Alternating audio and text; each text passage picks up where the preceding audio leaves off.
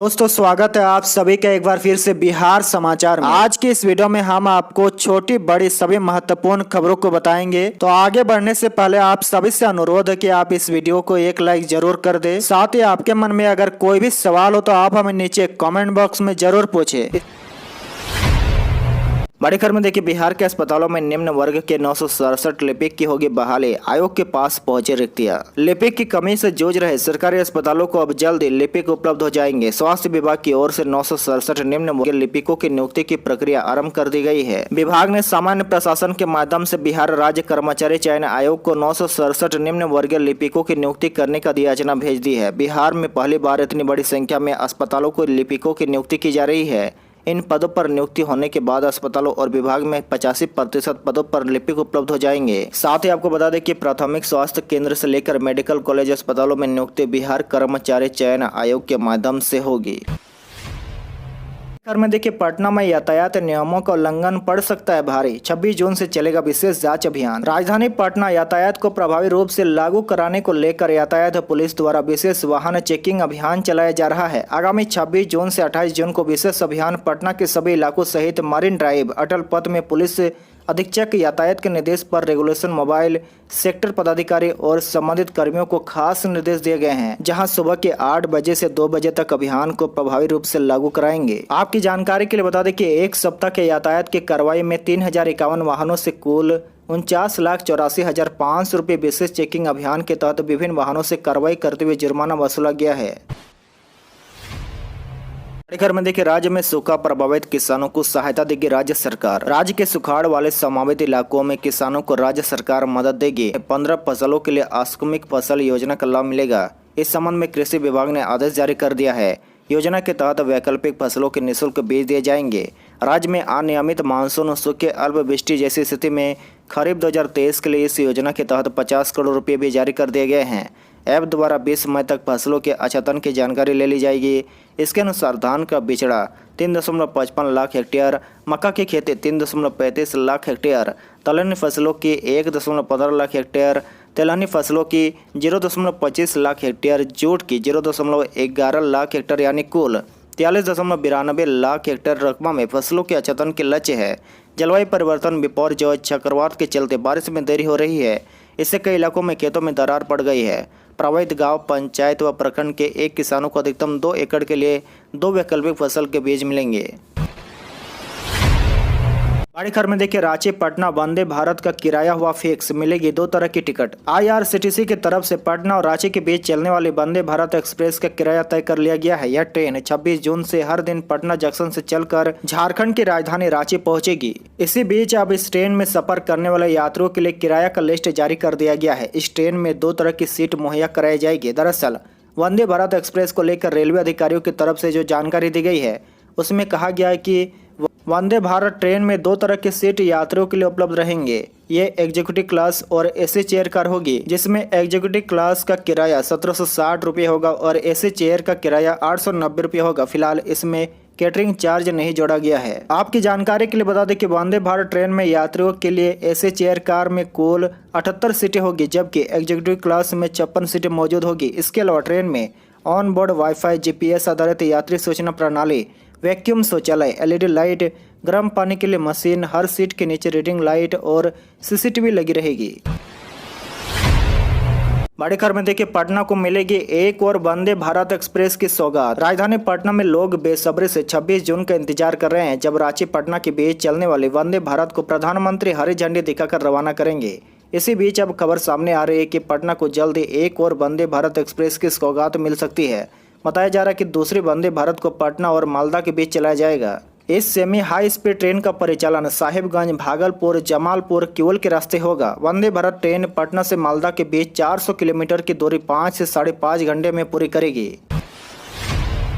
बड़ी खबर में देखिए, शिक्षक बहाली पर रोक से हाईकोर्ट का इंकार, नीतीश सरकार से मांगा जवाब। बिहार में शिक्षक की बहाली के लिए बनाई गई नियमावली को चुनौती देने वाली याचिका पर पटना हाईकोर्ट में सोमवार को सुनवाई हुई। कोर्ट ने इस मामले में राज्य सरकार को 3 सप्ताह के भीतर जवाबी हलफनामा दायर कर स्थिति स्पष्ट करने का आदेश दिया है। हालांकि कोर्ट ने शिक्षक बहाली पर फिलहाल रोक लगाने से मना करते हुए कहा कि अभी ऐसी स्थिति नहीं है, जब कोर्ट को लगेगा कि रोक लगाई जाए तब इस पर विचार किया जाएगा। वहीं देखिए अगली सुनवाई 29 अगस्त को होगी। आवेदक की ओर से अधिवक्ता अभिनव श्रीवास्तव ने कोर्ट को बताया कि राज्य में शिक्षक की बहाली के लिए राज्य सरकार ने एक नई नियमावली बनाई है। इसके तहत बीपीएससी ने राज्य में शिक्षकों की बहाली प्रक्रिया शुरू की है। उनका कहना था कि वर्ष 2016 से 2023 तक बहाल शिक्षकों को भी नई नियमावली प्रक्रिया से गुजरना होगा। उन्हें परीक्षा देनी होगी, तभी उन्हें सरकारी सेवकों का दर्जा प्राप्त होगा। उनका कहना था कि नई नियमावली में 2006 से कार्यरत शिक्षकों को सरकारी सेवक होने का लाभ नहीं मिलेगा, जबकि ये पिछले कई वर्षों से सरकारी स्कूलों में पढ़ा रहे हैं। घर में देखिए 27 जून को होगा रांची पटना वंदे भारत एक्सप्रेस का उद्घाटन। रांची में तय हुआ कार्यक्रम। पटना से रांची तक चलाई जाने वाली वंदे भारत एक्सप्रेस को लेकर अब एक नई जानकारी सामने आई है। इस ट्रेन का उद्घाटन अब 26 जून के बदले 27 जून को किया जाएगा। इसका उद्घाटन देश के प्रधानमंत्री नरेंद्र मोदी ऑनलाइन हरी झंडी दिखाकर करेंगे। वहाँ देखिए इस ट्रेन का उद्घाटन समारोह रांची जंक्शन पर होगा, इसलिए इसके रैक को पहले ही रांची पहुँचा दिया गया है।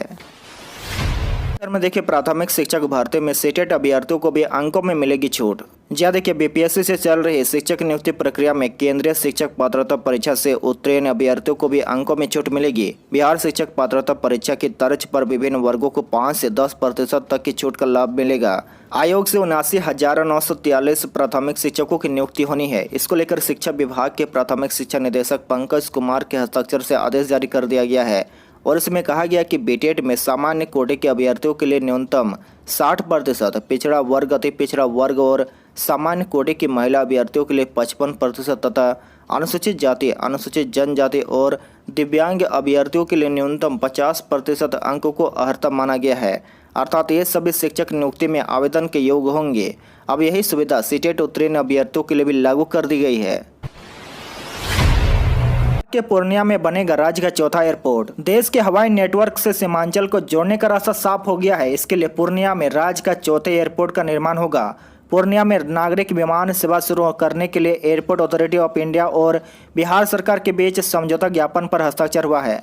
पटना गया दरभंगा के बाद अब पूर्णिया से भी यात्री विमान के जरिए दूसरे शहर तक जा सकेंगे। एयरपोर्ट अथॉरिटी ऑफ इंडिया ने ट्वीट करके यह जानकारी दी है। उड़ान योजना के तहत पूर्णिया एयरपोर्ट को भी दरभंगा एयरपोर्ट की तर्ज पर विकसित किया जाना है। यहाँ भी पहले से एयरफोर्स स्टेशन और शानदार रनवे की देखिए उत्तर बिहार में 2 दिनों तक बारिश के आसार। 15 जिले हीट वेव के चपेट में, आईएमडी का अलर्ट जारी। मौसम के तेवर में बदलाव से राज्य के 21 जिलों में न्यूनतम तापमान में गिरावट आई है। इससे इन जिलों में सुबह ही लू जैसी स्थिति से निजात मिली है। राज्य के अधिकांश जिलों में पूर्वा का प्रसार बढ़ा है। इससे तपिश से पहले ही अपेक्षा राहत मिली है। हालांकि अभी भी राज्य के 15 जिले सीवियर हीट वेव या हीट वेव की चपेट में है। मौसम विभाग ने अगले 24 घंटे में उत्तर बिहार और बुधवार को पूरे राज्य में बारिश के आसार जताए हैं। वहीं देखिए मानसून अभी भी मालदा और फरबिसगंज के आसपास है। साथ ही उत्तर पूर्व बिहार और उसके आसपास चक्रवाती परिसंचरण का क्षेत्र बना हुआ है, जिससे सीमांचल की ओर बारिश की गतिविधियां सक्रिय है। मौसम विभाग के अनुसार राज्य भर के मौसम में बारिश के लिहाज से अपेक्षित बदलाव दिखेगा। अन्य जिलों में मानसून के प्रसाव की स्थिति बनी रहेगी। उन्होंने 21, 22 और 23 जून को पटना सहित दक्षिण बिहार में बारिश की गतिविधियां बढ़ने के आसार जताए हैं। 21 जून से दक्षिण बिहार के जिलों में अधिकतम तापमान में तेजी से गिरावट होगी। बिहार में बीच में पढ़ाई छोड़ने वाले छात्रों को इग्नू दे रहा है डिग्री पूरा करने का पूरा मौका। 23 जून तक कर सकते हैं आवेदन। किसी छात्र को अगर किसी कारणवश अपने ग्रेजुएशन या मास्टर की पढ़ाई को बीच में ही छोड़ना पड़ा हो तो उसके लिए खुशखबरी है। इंदिरा गांधी राष्ट्रीय मुक्त विश्वविद्यालय इग्नू द्वारा संचालित पाठ्यक्रमों में प्रवेश को लेकर आप अपनी डिग्री को पूरा कर सकते हैं। इसके लिए इग्नू द्वारा संचालित पाठ्यक्रमों में 30 जून तक ऑनलाइन प्रवेश ले सकते हैं। वहीं आपकी जानकारी के लिए बता दें कि इग्नू में अनुसूचित जाति एवं अनुसूचित जनजाति के छात्र छात्राओं को बीएजी आदि अनेक पाठ्यक्रमों में निःशुल्क नामांकन हो रहा है। नामांकन के इच्छुक अनुसूचित जाति एवं अनुसूचित जनजाति के छात्र छात्रा इग्नू की इस योजना का लाभ ले सकते हैं। इसके अलावा आपको बता दें कि इग्नू के सभी प्रमाण पत्र डिप्लोमा, पीजी डिप्लोमा, स्नातक कार्यक्रम यूजीसी से मान्यता प्राप्त है। बिहार में मार्च 2024 तक 8,000 किलोमीटर बनेगी सड़क। जहाँ देखिए राज्य में 1,20,000 किलोमीटर लंबाई की ग्रामीण सड़कों में से करीब 1,12,000 किलोमीटर लंबाई में सड़कों का निर्माण हो चुका है। करीब 8,000 किलोमीटर लंबाई में मार्च 2024 तक निर्माण पूरा कराने का लक्ष्य है। करीब 17,000 किलोमीटर लंबाई में 8-10 साल पुराने सड़क जर्जर हो चुके हैं। इसे 2024 तक बेहतर बनाने की योजना है। वहाँ देखिए ग्रामीण कार्य मंत्री श्री यादव ने विभागीय अभियंताओं के लिए सौगात की भी घोषणा कर दी है। कहा कि सहायक अभियंता समेत सभी इंजीनियरों के लिए वाहन की सुविधा दी जाएगी। इसके तहत 534 बोलेरो, 138 स्कॉर्पियो व 6 इनोवा मुहैया कराई जाएगी। निजी भवनों में चल रहे विभाग के क्षेत्रीय कार्यालयों के लिए सरकारी भवन बनेगा। पंचायत सरकार भवनों में कनीय अभियंताओं की बैठने की भी व्यवस्था की जाएगी। बड़ी खबर में देखिए बिहार के सभी निजी स्कूलों में होगी नर्सरी की पढ़ाई। सूबे के सभी निजी स्कूलों में अब प्री प्राइमरी यानी कि नर्सरी से कक्षा 2 की पढ़ाई होगी। इस बाबत सीबीएसई और आईसीएसई बोर्ड की ओर से स्कूल को पत्र लिखा गया है। बता दें कि राज्य में सीबीएसई आईसीएसई बोर्ड के 10,876 निजी स्कूल हैं। इनमें 5,476 स्कूलों में नर्सरी की पढ़ाई नहीं हो रही थी। अब यहाँ भी कक्षा 1 की जगह नर्सरी से पढ़ाई शुरू होगी। मालूम हो कि प्राइमरी से पहले वाली कक्षाओं को प्ले स्कूल के नाम से संबोधित किया जाता था, लेकिन अब प्ले स्कूल और प्राइमरी दोनों को मिला दिया जाएगा। दोनों को मिलाकर प्री प्राइमरी नाम दिया गया है। सूबे में प्ले स्कूल का विकल्प आने वाले समय में समाप्त हो जाएगा। अभिभावकों को बच्चों को दाखिला प्ले स्कूल में नहीं बल्कि सीबीएसई या आईसीएसई से मान्यता प्राप्त स्कूलों में करवाने का मौका मिलेगा। बड़ी खबर में देखिए राज्य में अब बाढ़ राहत शिविरों में अब पीड़ितों को 1,000 रुपये मिलेंगे। बाढ़ राहत शिविरों में अब पीड़ितों को बर्तन, वस्त्र आदि के लिए 600 की जगह 1,000 रुपये मिलेंगे। मुख्यमंत्री नीतीश कुमार ने मुख्यमंत्री राहत कोष न्यासी पार्षद की बैठक में यह निर्देश दिया है।